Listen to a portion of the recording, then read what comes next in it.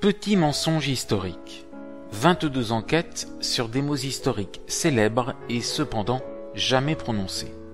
De Souvent femme varie à L'État c'est moi, en passant par Et pourtant elle tourne, Paris vaut bien une messe ou encore Le mot de Cambronne, qui n'a pas en tête ces mots historiques célèbres liés à des personnages qui ne le sont pas moins ou des événements ayant fait date.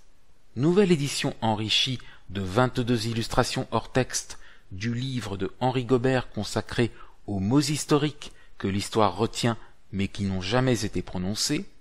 Petit mensonge historique est une suite d'enquêtes expulsant du domaine de l'histoire authentique quelques chères légendes dont s'accommode si complaisamment la créance populaire. Traquant les fantaisies historiques, campant avec une précision d'orfèvre le décor au sein duquel viendra s'enchâsser le mot sonnant bien car forgé de toutes pièces, l'auteur nous tient en haleine le temps de 170 pages frappées au coin d'une espièglerie ne le cédant en rien à une rigoureuse analyse. Sur un ton alerte, enlevé et amusant, Gobert nous entraîne dans un véritable jeu de piste au rythme soutenu.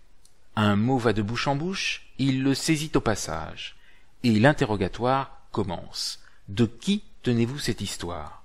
Il remonte de témoin en témoin en se rapprochant par bond du coupable.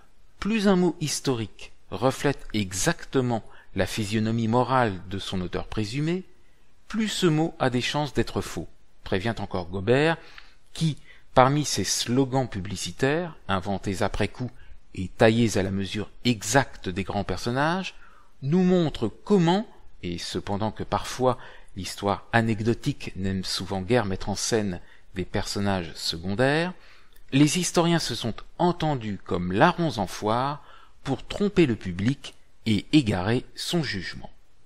Un ouvrage indispensable, nous donnant à voir la façon dont histoire et légende souvent s'entremêlent et se mêlent de pétrir de savoureux mots historiques.